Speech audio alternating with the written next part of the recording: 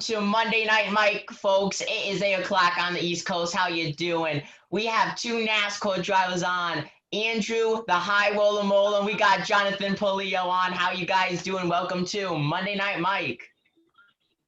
I'm doing great. Thanks for having me on the show. I'm doing good, man. Thank you. It's great to have you on.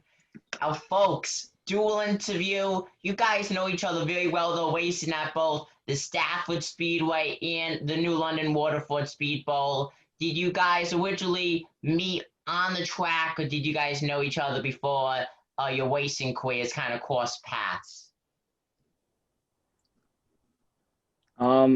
Honestly, we kind of met by accident. We started racing at two different divisions at the same track. I was racing the Bandolero division. He was racing legend cars, and we just kind of pitted next to each other, and twist came to turn, and next thing you know, we were friends. Yeah, we were. I can remember being at the drivers' meeting and going up to John and asking. It was his birthday or something. His birthday's June 26th, right, pal? Yeah, I think so. And I went up to him. I was like, "Oh, how old are you this year? 8, 7, 8?" He was like, "Oh, I'm 12." I was like, "Oh, crap," because I was 12 years old at the time too. So, but ended up becoming friends. He was racing bandos, I was racing legend cars, and he ended up moving up to legend cars, and now we race mods together. So it's pretty cool that we're pretty good friends off the track, but on the track we're fierce competitors, just kind of like Chase Elliott and Ryan Blaney, kind of the same thing. So pretty cool. That really is really cool. And like you said, you guys are going to be racing mods. Jonathan, you're moving up to the SK Modifieds after having an amazing season in the light division. Andrew, you're already in the SK Mod division. You have won there at Stafford and at New London. What is your advice for Jonathan? It's a lot of there's a lot of fierce competitors out there. He dabbled his feet in the SKs at Waterford, and he knows how tough it is. He had some really good runs, a couple top fives throughout the year, and they're not easy to come by. Waterford's got some pretty good competition, but Stafford is where the top tier competition is. I mean, you got guys like Todd Owen, Keith Rocco, Ronnie Williams, all those guys like that, top tier guys, and JP's going to have his work cut out for him, just like I do every week. But it's a fun time, and I'm ready to see what he can do. Yeah. And for you, Jonathan, this is, of course, going to be your rookie in the SK Mods. Now, because of the coronavirus, Stafford Motor Speedway did not have all the races that they would in a regular, normal life season. Do you feel like that you would have more of an advantage coming up this year than we saw the rookies like Teddy Hodgson come up here in 2020 because you have more time race-wise?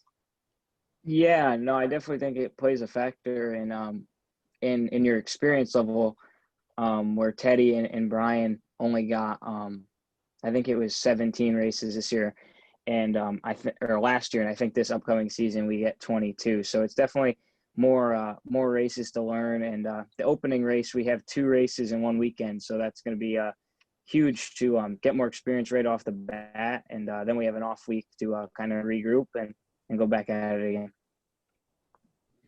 Yeah, we see the Whelen Modified Tour coming opening weekend here at Stafford. Now, I know you, Andrew, you've actually raced in the Whelen Modified Tour. How about you, Jonathan? Are you going to make your first mod tour start at Stafford? I hope to someday, but right now we're just focused on trying to move up through the ranks, coming off the lights, trying to get our feet wet in the SKs and try to get some success and respect from other drivers first before we can talk about moving up that far. But I'd like to make it at Stafford. It's a historic track, and definitely a good track to get your first start at.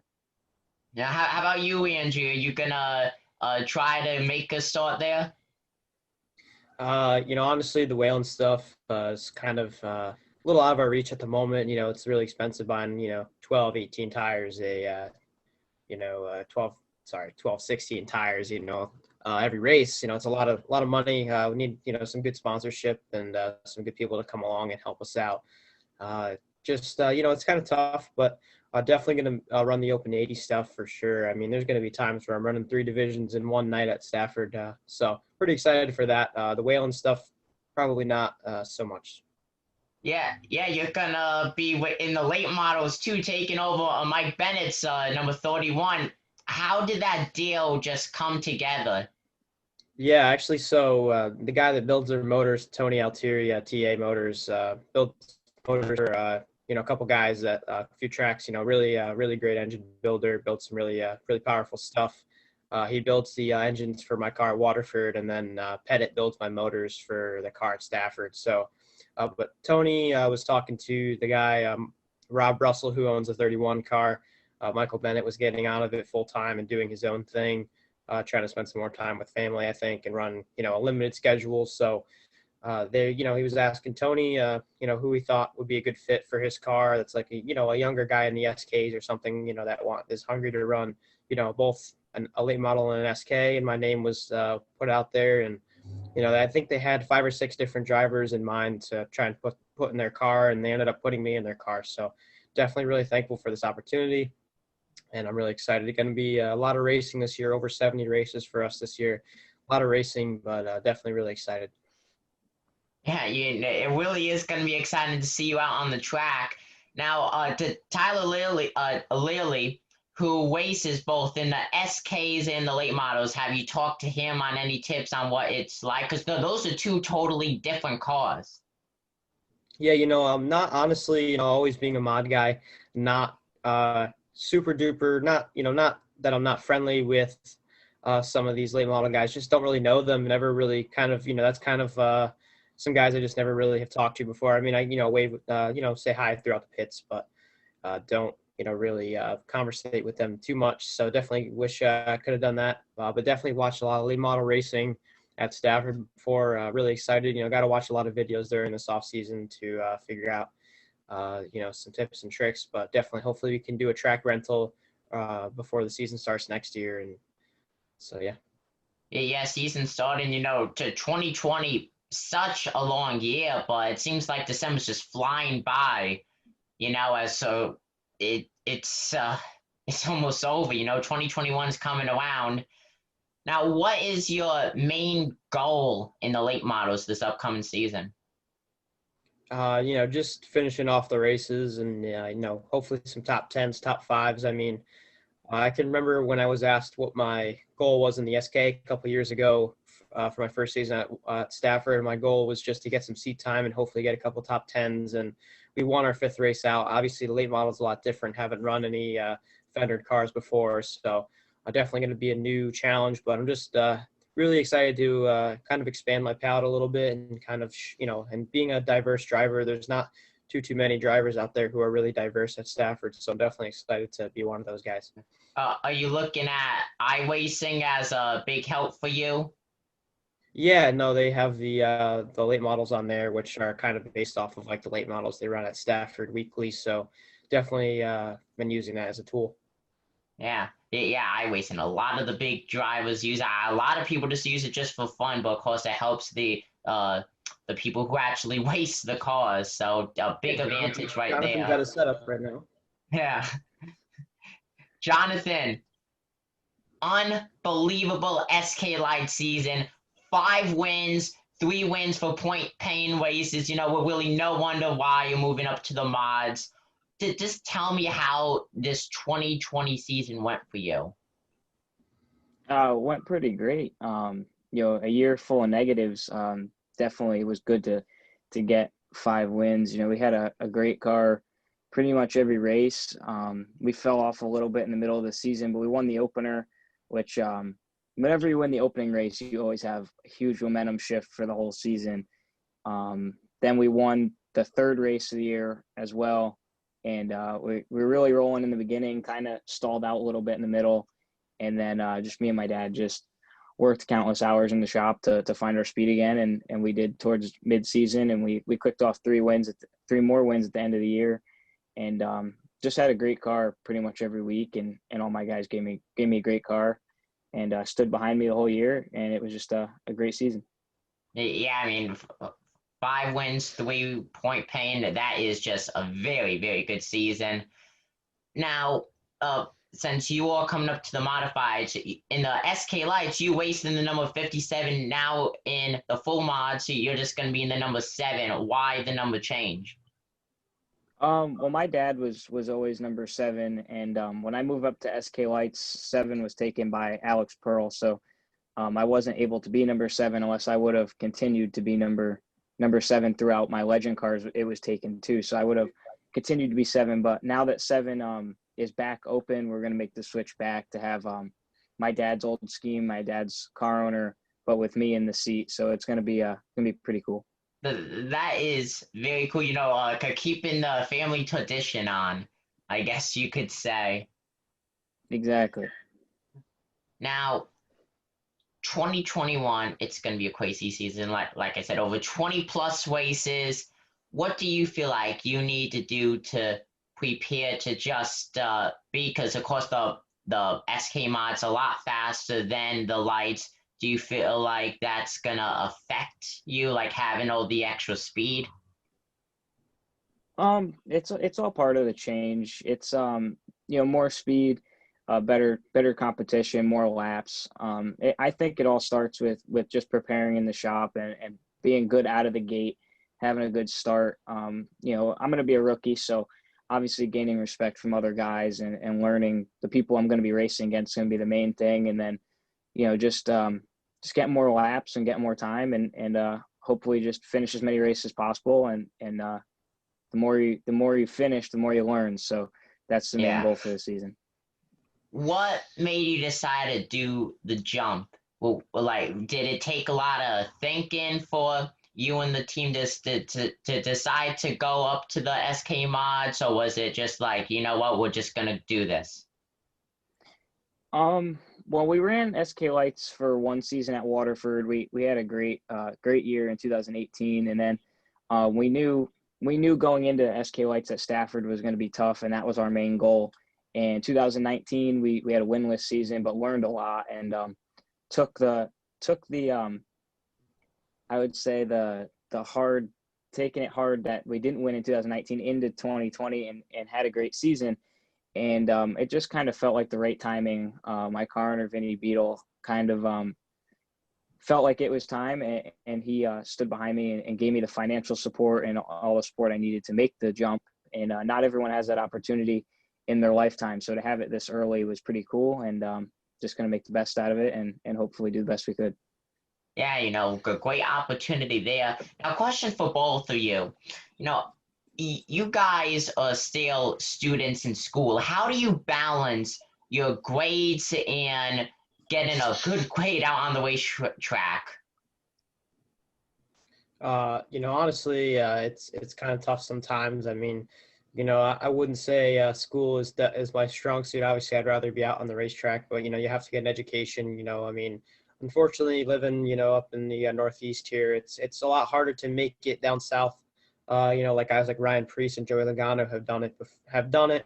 So it's possible, but it's a lot harder to do. From being up here, and so you have to have an education to have some kind of background, so you can have some kind of financial support to continue to race for as long as possible. So, doing school is definitely tough. I mean, thankfully for John and I, it's our last year. We're both seniors, so it's always nice, but it's definitely tough sometimes.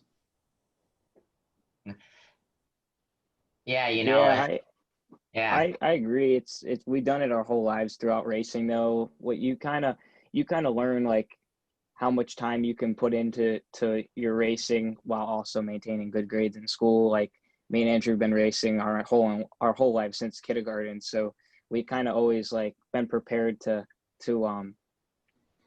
do school and keep our grades up so we can race because our parents wouldn't let us if we weren't doing good in school. So it's definitely tough, but it's a part of what goes into it. Now, another question for both of you. Do you always want to race modifieds as your racing career? Do you want to eventually move up to the Cup Series like we've seen Ryan Priest do? I think everyone's dream is to make the Cup Series, but to make it, like Andrew said, from up here in the Northeast isn't very easy. Plus, we kind of it's harder for us because we came up through modifieds as well. I think to make the Cup Series, you more have to go like a fendered route, like the late models and super late models. But I'm open to anything. As of right now, we're doing the SKs, but only time will tell, and we'll see what opportunities come up in the future.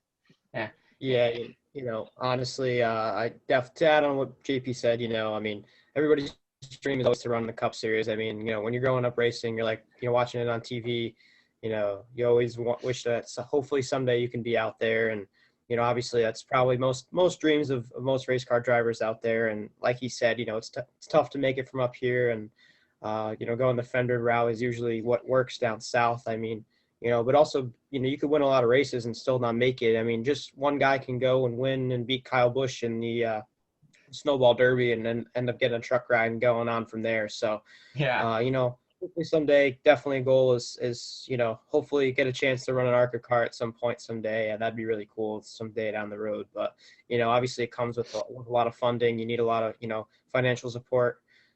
So hopefully we can find some of that and go from there.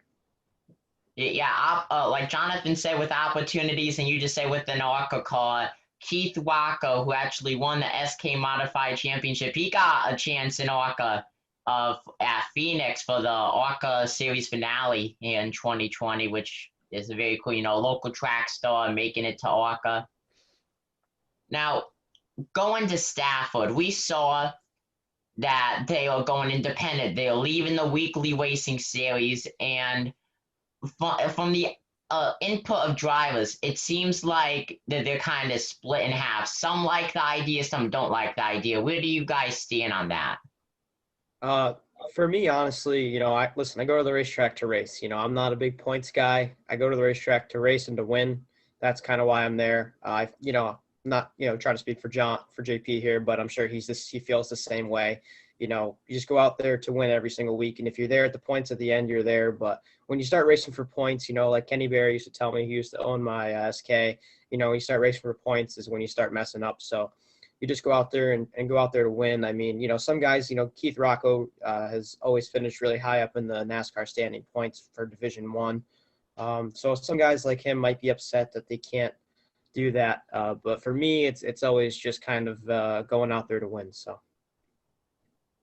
Yeah, I agree. A lot of people are probably upset with it, but at the end of the day, Stafford's the best in the business, and they're going to do what's best for all of us. So, me and Andrew both raced at the Waterford Speedway for many years without it being NASCAR sanctioned now, and it doesn't make you try any less, and it doesn't make you any less of a competitor. So, I think Stafford's going to make it better. I think they're going to do what's best for everybody, and I think they did what they think is best for everyone, and I think it was a good choice. Yeah, because Stafford Speedway TV, big hit in 2020, and it'll just be interesting to see where they could go from here.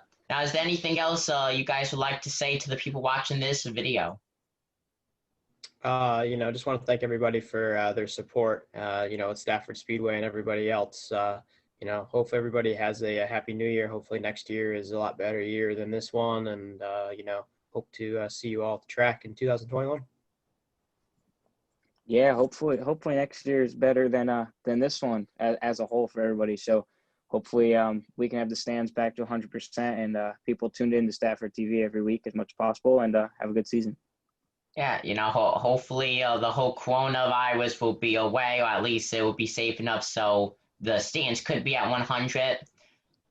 Folks, thank you guys for watching this video, and thank you to Andrew Molleur and Jonathan Puleo for coming on. This is Monday Night Mike with the New York Sports Show. I'm signing out. Make sure to like, comment, and subscribe, and turn on notification bells. Could be the #1 comment. I'm signing out. Peace.